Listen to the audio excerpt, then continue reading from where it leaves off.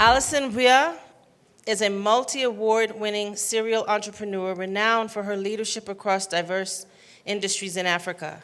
She empowers businesses through innovation, collaboration, and strategic growth with a focus on inclusive entrepreneurship. Please welcome Alison Weihe.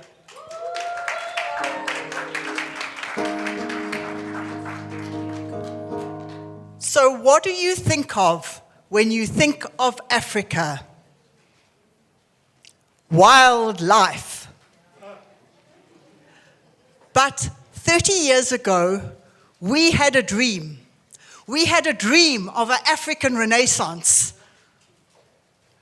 But 30 years later, that dream is clouded by unemployment, corruption, disruption. And it's easy to be demoralized and defeated and disappointed and dismayed.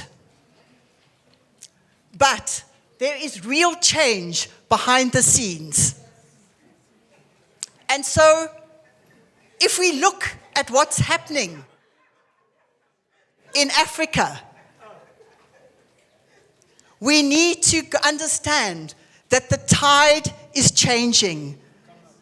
The tide is turning. I recently heard Minister Ramaphosa speaking, and what an incredible, humble, visionary man. Lieutenant General Makwanani, what courage to risk his life to uncover the elephant in the room. But now, it's not an elephant anymore, it's a herd of elephants.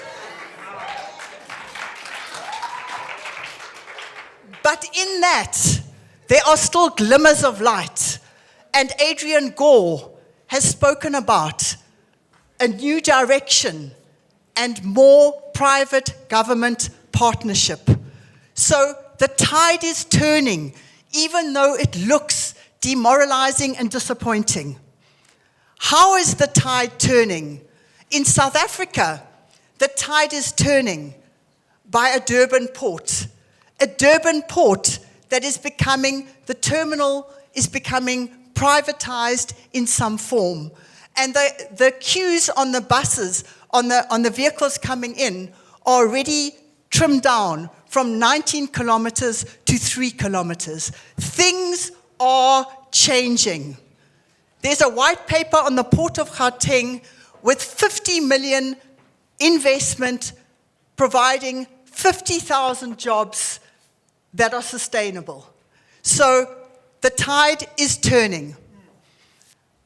Uncovering corruption is a start of understanding that we as South Africa don't have to live a life of endemic corruption where corruption is just the way we do business, because we are worth more than that title. And so, in Africa, malaria vaccine is rolling out. That's going to change the face of productivity. In Africa, these are just small 3 examples. A 300 million pound plan to expand warehouses and infrastructure across Africa. And there are other examples that really show. There's an e-bike, a company called Spiro that's developing e-bikes being manufactured in Africa across a rollout across 7 countries in Africa, 4 of which are in assembly. Things are changing. And so I want to take you on my journey of conscious leadership. And this is where I take my jacket off and we get real. We get real. So I want to take you on a journey of conscious leadership. Growing up, I was desperately shy. I thought I'd been delivered to the wrong address. Seriously. I was in the sporty family, and I was the little plump, introverted, shy, quiet, and very observant person. And that planted a seed in my life. Because at the age of 6, my father took me on the other side of the railway line, 6 years old, to show movies at orphanages on the other side of the railway line, below Table Mountain, apart from the glamour of Camps Bay. And the scales fell off my eyes, and I got to see how the majority of South Africans lived. And that was the start of me seeing what other people didn't see. And so, at the age of 19, I attended an Anglican students' conference with Desmond Tutu, not even known then, not even an archbishop. And that conference changed the course of my life. Because I heard stories, this was in the height of apartheid, I heard stories of people of color, students my age, 19 years old, being brutally assaulted by the security police on the way to the conference. And I saw things that I could not unsee, and I heard things that I could not unhear. And so I boarded the bus of political activism. And one day I got on a bus clearly marked non-whites, because I knew I was living in a madness. I was living in a madness. Whites-only benches, non-whites toilets. It was a madness. It was a schizophrenic madness. And one day, I jumped on the bus. My heart was hammering in my chest. But I got on the bus, clearly marked non-whites. And the bus driver looked at me, and I looked at him. And there was an unspoken acknowledgement of the madness we're living in. And he just nodded at me. And I turned around to see a sea of faces. And a young woman glared at me as if to say, what do you think, this flaky white girl getting on our bus? But another old lady with a wizened and gnarled skin patted the empty seat behind her. And she said, in that unspoken gesture, you belong. And that's where my journey of political activism started. And I became an activist for 20 years under COSATU, working with SAMWU. In fact, I helped design that logo. It was based on a photograph I took of workers, of municipal workers on the back of a truck in Mitchell's Plain. And after that, I worked directly under Cyril Ramaphosa at NUM, doing NUM Workers' News, and later on as a journalist in the struggle. And when I stood at COSATU's launching Congress in 1985, I was one of 650 delegates representing millions of workers.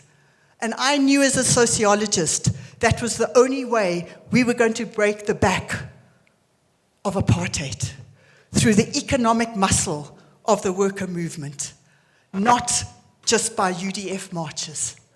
And so that's why I became a trade unionist. I was not the rebel. I was not the front line in the marches. I was the quiet girl behind the scenes. But when I stood in 1985 at that launching Congress, I knew we were a part of making history. But then I boarded a different bus. I boarded the bus of entrepreneurship, not by design, but by default. And so began a different journey. Everyone laughed at us. Everyone laughed at us. They said, what on earth do those two know about running a company? An ex-trade unionist and a tradesman, dyslexic at that, my husband. And our children were small, 2 and 3 years old. But we had a dream. We had a dream to serve. And so today, we've developed, 27 years later, an award-winning company that's been featured on radio, television, and in magazines. What set me apart as an entrepreneur was the mindset that I grew in the trenches of the struggle, because I was steeped in collaboration. I was steeped in a work ethic that knew no office hours.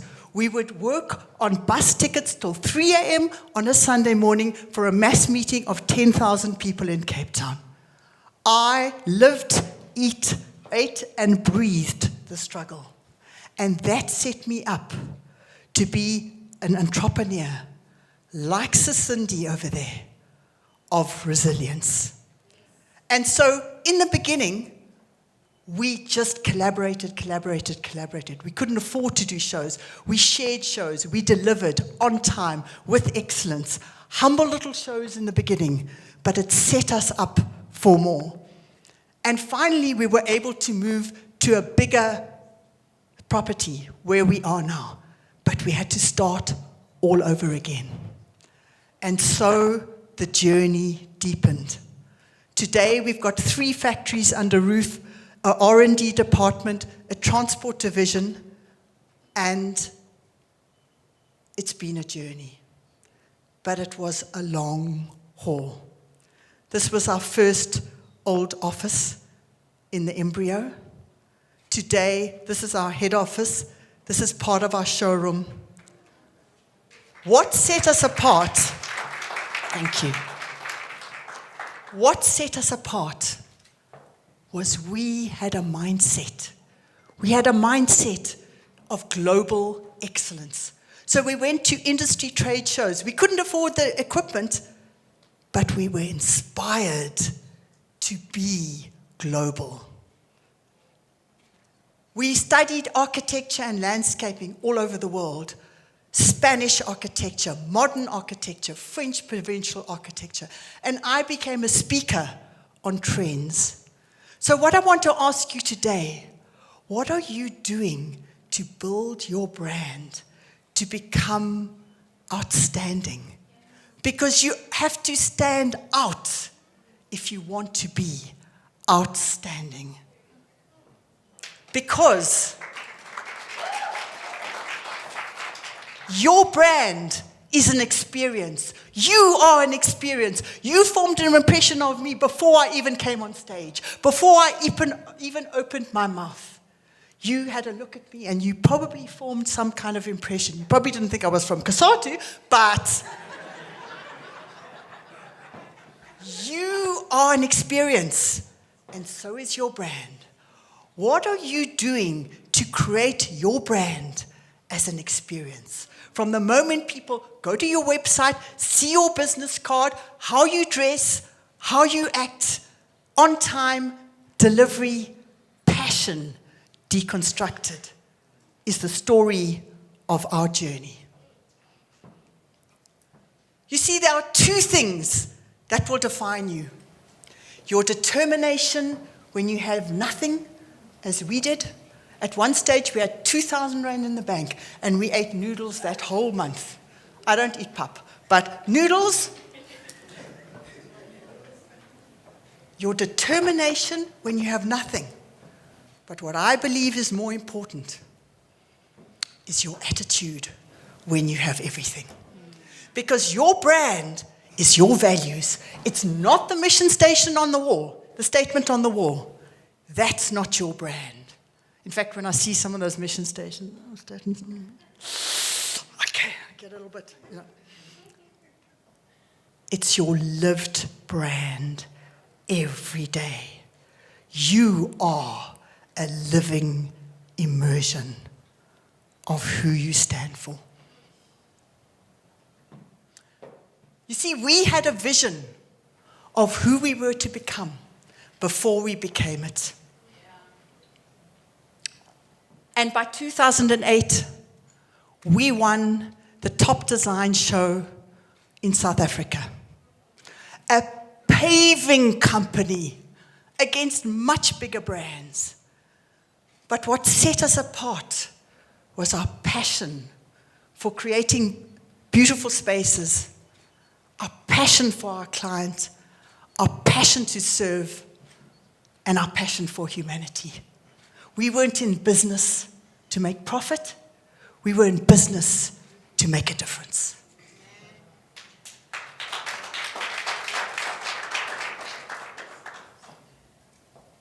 But then we crashed. From the pinnacle of that point, when the vuvuzelas were sounding the victory of the World Cup, we didn't realize that state capture was already happening.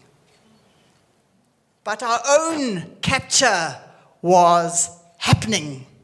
We discovered that our trusted bookkeeper of 8 long years had been defrauding us to the tune of 25 million in today's currency. She came through an established employment agency. She already had a suspended sentence for fraud. They didn't do due diligence. It's all in my book, Belonging.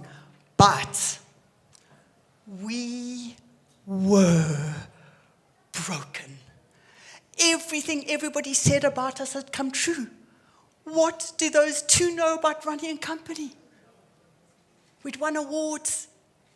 And then I had to put one foot in front of the other every single day for a year, for an entire year, to rebuild systems, to rebuild staff morale, to rebuild my marriage that had taken severe strain because we were both steeped in shame. And I had to rebuild myself. That fraud became my greatest gift. I embarked on a new journey, a new identity. From that brokenness, I knew I had to find a different way.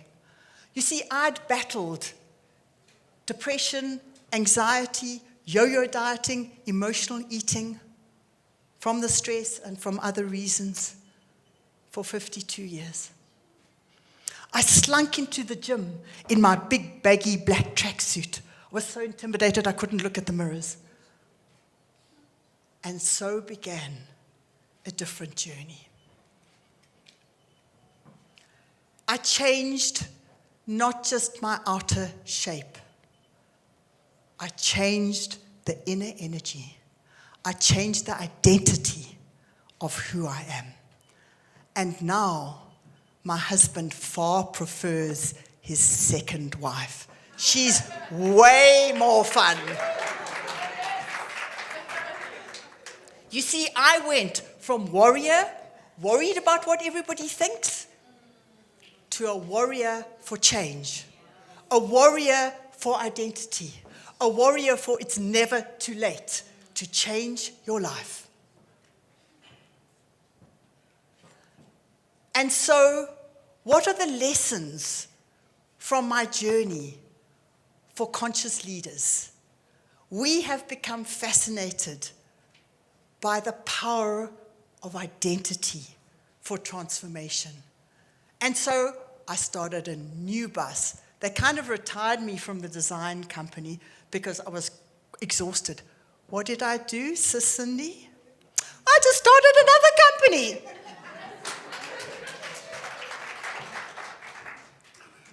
And this is my wonderful team that are here with me today. They embody the faith to make a difference, as Susan said in the beginning. And so I am walking this journey with them to make a difference in my land. So what does trade really stand for? We're at a trade convention. The T of trade stands for transformation. Because I believe there's a whole myth around selling. I don't believe in selling. I'm at a trade convention and I don't believe in selling. I only believe in serving. If your brand is so powerful, the customers come to you. It's an energetic mindset. It's an energetic frequency. And so the first T is for transformation. Because transformation creates trust. We were the first company to provide free drawings, free AutoCAD drawings for clients, unheard of, at our own risk. We're still doing that today, 27 years later. It's trust. We give, and they get it. How can you build trust in your business? How can you live in servant leadership?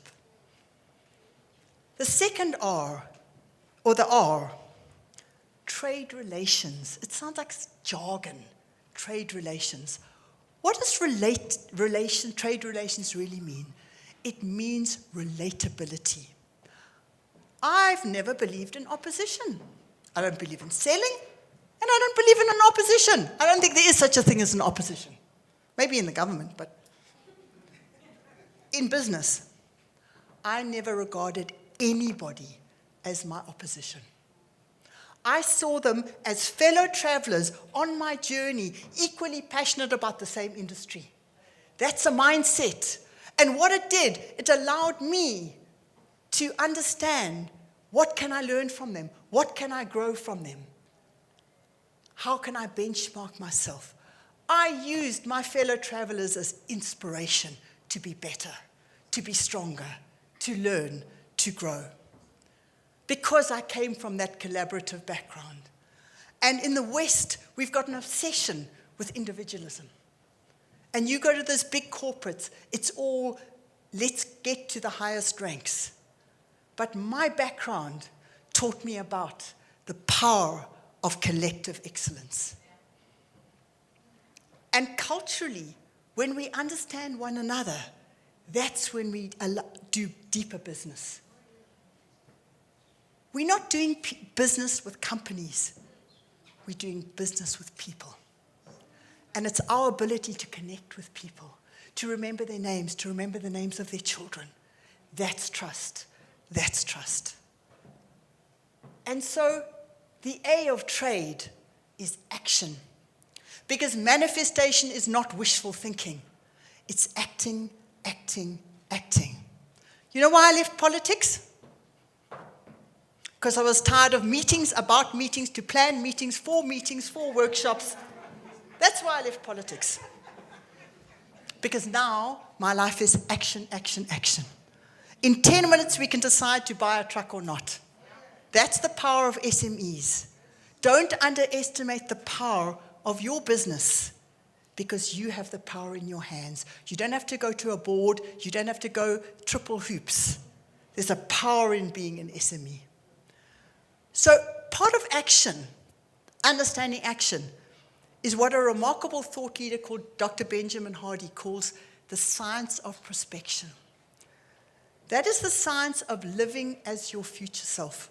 Remember there was a slide about the power of becoming before we became it? The vision? Well, the science of prospection says that if you set goals, those are linear thinking. They're based on your past. But when you set an identity, you are setting a vision for the future. I decided to become an athlete. I changed my mindset, I changed my lifestyle, I changed what I ate, and I lived for peak performance. And I haven't weighed myself in 7 years. Not once. I live in peak performance because that's what God brought me to this earth for, to live a life of meaning and contribution. And that's how I serve him, by honoring this body that he gave me. This is my vehicle that he gifted me, and that's why I do what I do. You see, that's what happens when you change identity. I don't set goals for the year at all. I just set an identity. As an athlete, as a speaker, as a mother, as a wife. It's an identity. It's not a goal. I don't believe in New Year's resolutions. You know why? Because they're like a diet. And when you fall off the wagon, you get so demoralized and so disappointed. So goals, they can be markers. But when they're an end in itself, they're the opposite of the science of prospection. The D of trade. It's easy to live in disillusion and dissonance versus delivery. And we in this country need to revere trades, because trades is what's going to make Africa great again. And finally, an entrepreneur's mindset is grit. The grit that Sis Cindy was talking about.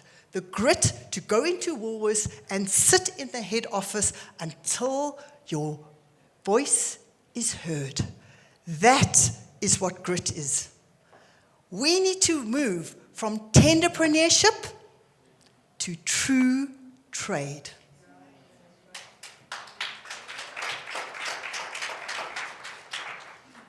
Africa needs the voice of conscious leaders. You see, for years, I sat in the arena of personal development, in the stadiums, and it's easy to criticize others when you're in the stadium and you look at those on stage and those on stage. It's easy. But when I stepped into the arena, something changed for me. And I realized the person I was facing was not another gladiator. It was not an opposition. You know what it was? It was the version of who I used to be. And every time I step on stage, I'm vanquishing that version of who I used to be. So Africa, this is our time. This is our time to pata pata. This is our time. Africa, we need the wisdom of warriors. We need disciples of delivery. We need gladiators of growth. Africa, the world is watching us. Let's rise.